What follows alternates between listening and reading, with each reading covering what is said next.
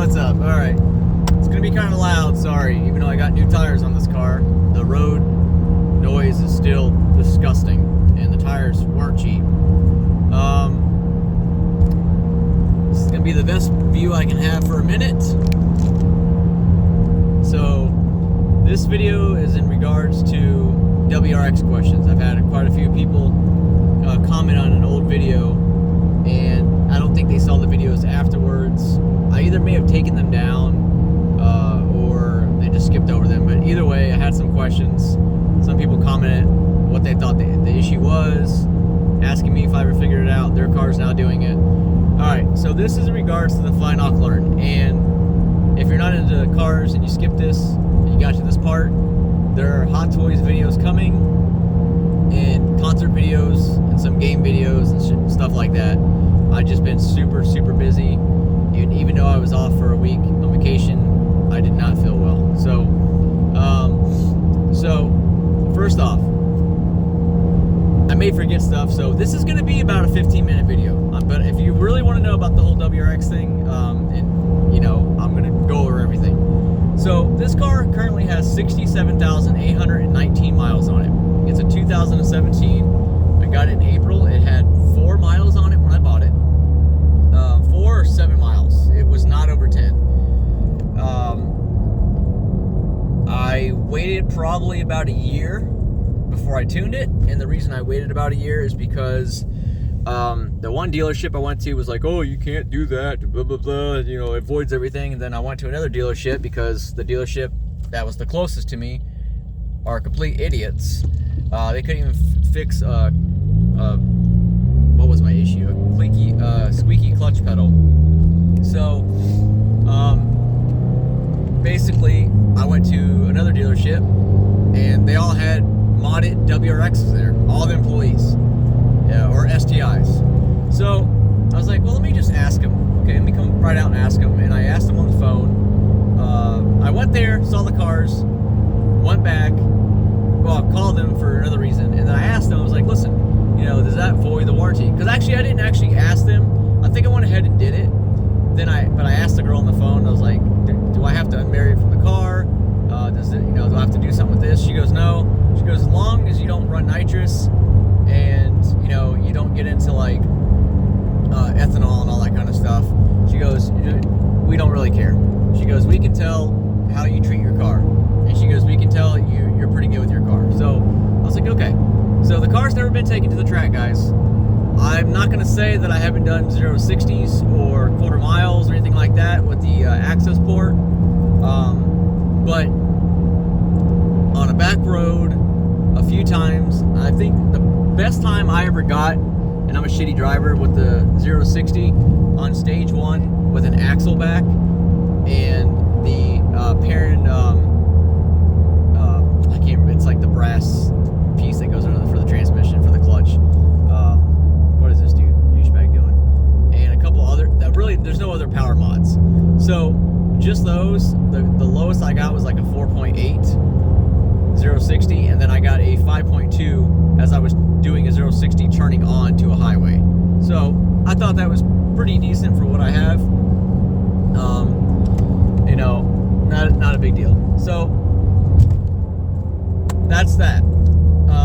It's not the fastest car in the world, but it's a fun car. Okay, it's comfortable. It handles great. I feel comfortable when it pours rain, down rain, and I'm in crappy weather. I don't have any problems with the car. Besides the whole throwout bearing issue I've had 4 times, and the lovely, squeak I get every now and then with the clutch pedal. I come to realize that those are just Subaru things. I truly do. I'm coming from an SRT4. I've said this before, and their weak link was the 3rd gear synchronizer. That was a Dodge thing, Dodge Neon.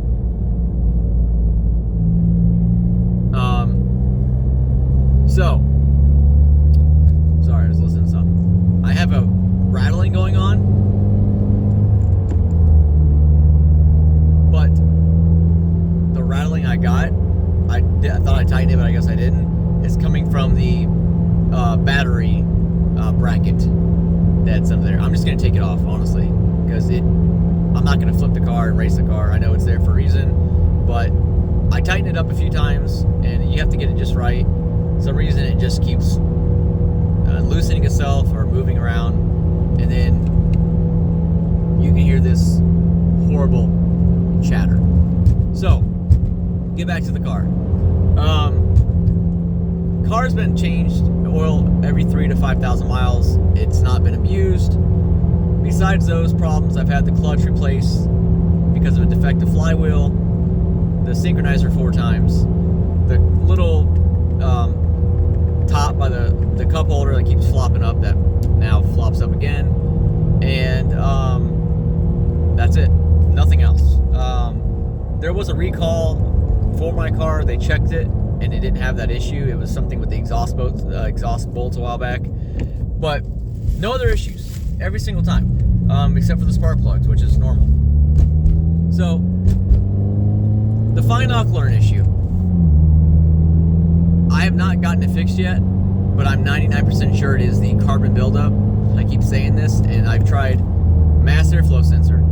I've tried new spark plugs, regapping the spark plugs, taking the spark plugs out, checking back in there, checking for boost leaks, rattles, exhaust leaks, fluid leaks, no check engine lights, no codes, nothing. Somebody had said that, one person says that I'm getting Fine-Ocklearn because of the tune. It is not the tune. I hate to break that to you. If it was the tune, it wouldn't have waited 2.5 to 3 years to get crazy with the Fine-Ocklearn. Okay? It would have done it, I would think, right away to 6 months. Somebody else said it was the way I was driving my car. All I've ever driven is manual cars. Someone said, they weren't being rude about it, but they said it looked like I was lugging the motor. I'll show you in a minute what lugging the motor is in this car versus what I'm doing. So, the third person said it was, I can't remember what the other person said. Oh, it was bad gas. It could be every now and then, but not my issue, because I've gotten gas at Shell for a year, did absolutely nothing. I've tried octane booster, does absolutely nothing. So I just get gas from one of 2 gas stations, and 1 month I have no problems, and then the next month I'll have a problem. It doesn't matter what the temperature is, if it's hot, cold, what gear I'm in. I get Fine-Ocklearn around 2,000 to 3,000 RPMs. The higher the RPMs I go, it goes away, and sometimes it doesn't do it until redline, and sometimes it won't even come back at all when I floor it. But it's just around those RPMs when you're kind of dipping into the throttle. So what happens is, after a while, the Fine-Ocklearn will, even though it's not real knock, it's just realizing where there was a knock event. For some reason it keeps saying that's where there was an issue multiple times, and then my dam will go down because of that, which isn't the end of the world if people think that, because Subaru designed the car on a stock tune to be at a 688. You can drive the car under 1 for the FA motors. I've known that for a couple years. Okay, I made a video a while back saying my WRX is broken. That was just because I was pissed off, being sarcastic. I knew it wasn't broken. It runs completely fine. So what happens is, when my dam goes down, I used to be very scared, be like, oh God, I can't get on my car. I can't get up on it. I can't get into a pound of boost. I'm gonna blow my motor. What do I do? Do I reflash it? Do I do this? I used to just drive like that for 2 months until it went back up, like at a slow speed. So now what I do, I'm not gonna hold the camera exactly right now, but I'll show you in a second. I can't do it on this highway, this road I'm on, but if it goes down, I go to a back road, like if I'm going to visit my parents in Vero Beach, I get up on a back road and I put it in 4th gear, and I dip into the throttle 70, 80 miles per hour, like you're starting to hear the turbo spool, and it shoots back up to 1. I'll do that all the way to 5th gear, back and forth, and it literally goes back up to 1, and then you have no problems for like a month or two. That's with my car. I can't speak for everybody else's car, but everything else has been checked on the car. The reason I'm saying it's carbon buildup is I talked to 2 tuners that said they had this problem with the customer's car.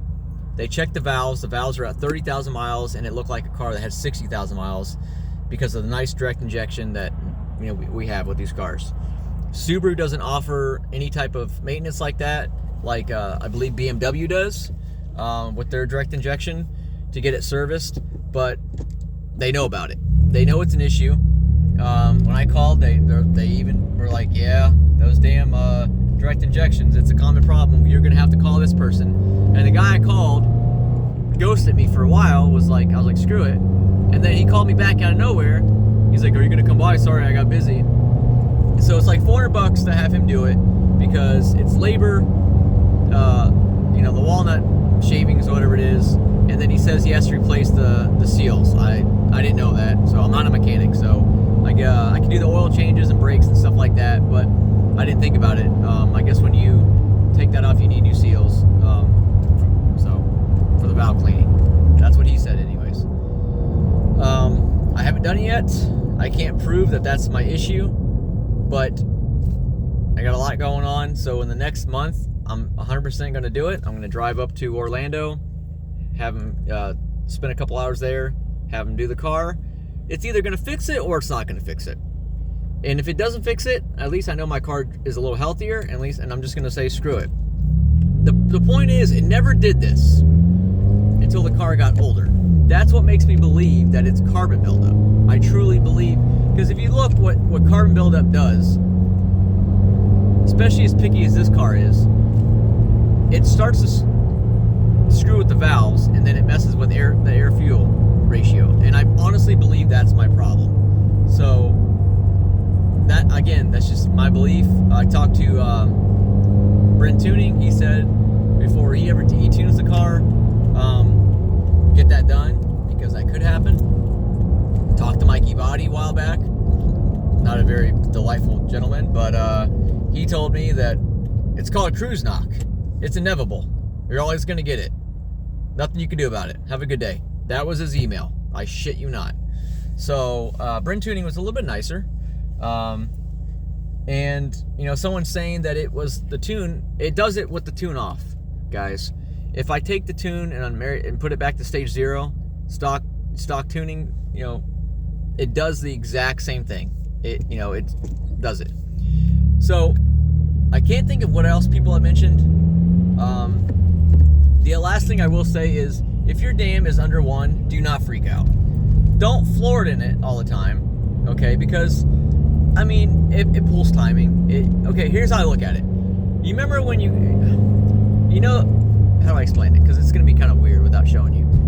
So for a while, when I bought the car, I would start the car up, wait for it to warm up, and then I would floor it, and the car would feel really slow, which it is slow anyways with the stock tune. And I was like, what the hell? And then some other times I'd drive it for a while and then floor it, and then the car would feel completely different. Well, the reason for that is because you're not noticing that the tune is at 688 when you start the car. As you drive, it goes up to a 1, okay? So 1 is ideal. That's where it needs to be.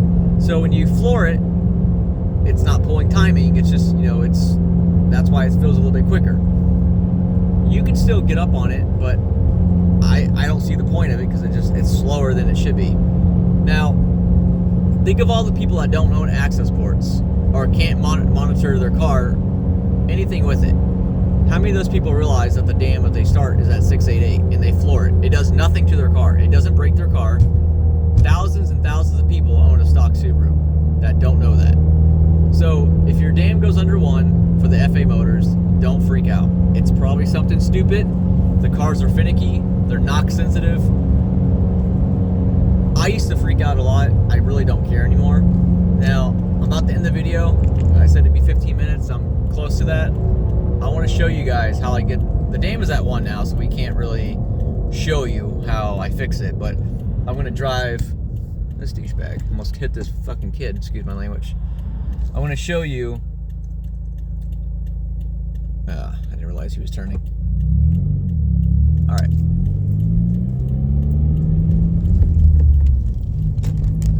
Okay, we're gonna make believe we are in.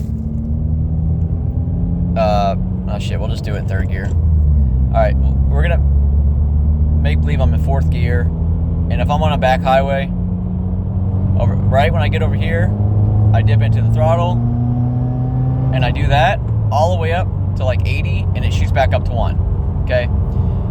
Now, when I'm driving, people are saying that I was lugging my engine. This is lugging your motor, engine, same difference. Being in 6th gear at this RPM and flooring it, or dipping into it, or even being in 5th gear and doing that, or even being in 4th gear and doing that. But me being in 3rd gear around those RPMs and then dipping into the throttle and then getting fine knock learn, that's not lugging the motor. You cannot change my opinion with that. I'm sorry.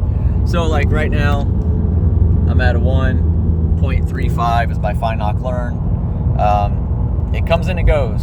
You know, I really don't really care too much about it anymore. I'm still going to get the carbon cleaning because I want to prove that that's what it is. But if I missed one of you guys' answers or questions, I'm sorry. A lot of people have commented on an older video, and I felt bad that I haven't made a video. I don't want to ignore you guys. For some reason, I don't always get notifications, even though the notifications are on.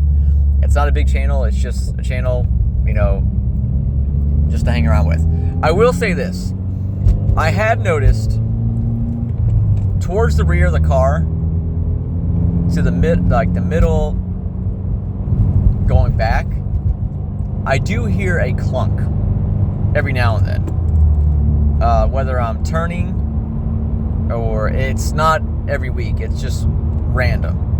I've gotten underneath there, I've checked the exhaust bolts, I've checked the hangers for the axle back. Nothing has changed. I've tried to hit stuff to see if it rattles.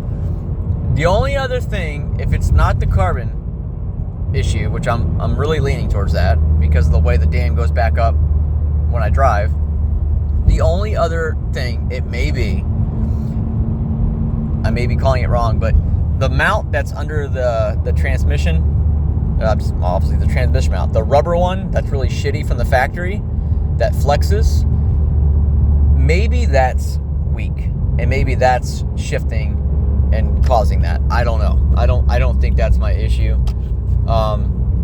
But